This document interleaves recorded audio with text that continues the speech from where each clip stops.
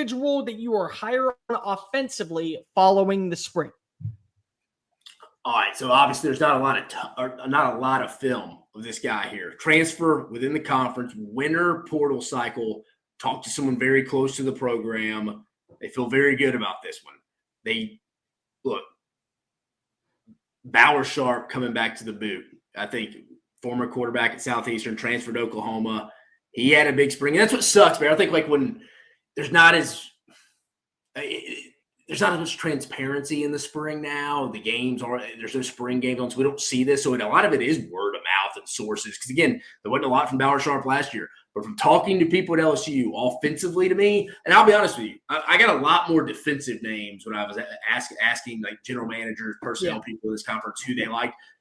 This was one of the one more other guy, but I'm just for this sake, I'm just saying Bauer Sharp. This was brought up multiple times, so I'm going to roll with this one. I think Bauer Sharp is going to be someone that I think people are going to kind of just throw under or dismiss because, hey, I mean, yeah, y'all talked about him high last year going to Oklahoma, and that's right. Everybody was high on him. I think I had him pretty high on one of the better tight ends going into the season last year.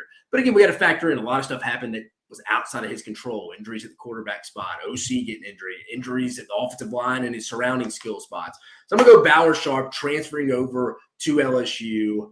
Going to be one of Garrett Nussmeier's, I think, primary, at least in the short intermediate game in 2025. So I'm hearing a lot of good things about him. If we're just going to go based off of players that I'm higher on than most, it's going to be the freshman that came on into Gainesville, Florida. It's Dallas Wilson, hands down. This is a playmaker who I believe can be the reason why we talk about Florida getting to that 9-win range. And that's a big deal because when you look at what Florida's schedule is, it still is one of the toughest locations in college football. It's not at Oklahoma's level. There's probably a few in the Big Ten that you look at and are wincing over. There's certainly a few in the ACC based off of their standards that you're at. But I look at what a Dallas Wilson can provide. That 6'3", 215-pound frame, already mastering the offense without a healthy DJ Lagway. And just feeling like, hey, kid's been here for a quick cup of coffee. He is acting like a second-year pro.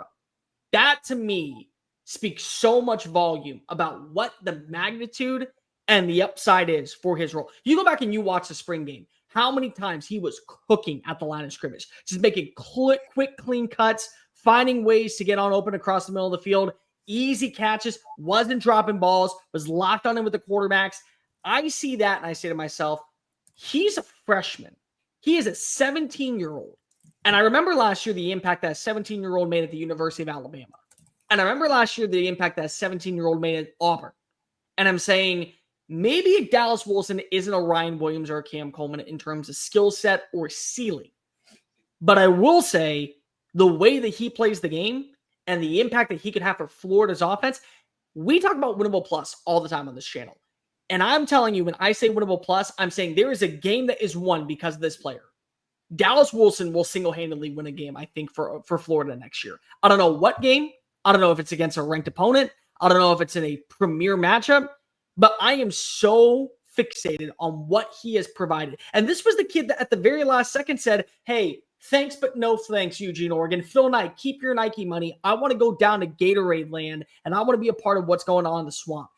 I believe he is going to be the breakout player of all breakout players in the SEC this fall. I am very excited to see what Billy Napier is able to cook with him and DJ Lagway. Yeah, I can see that, especially him as an early enroller. That helps.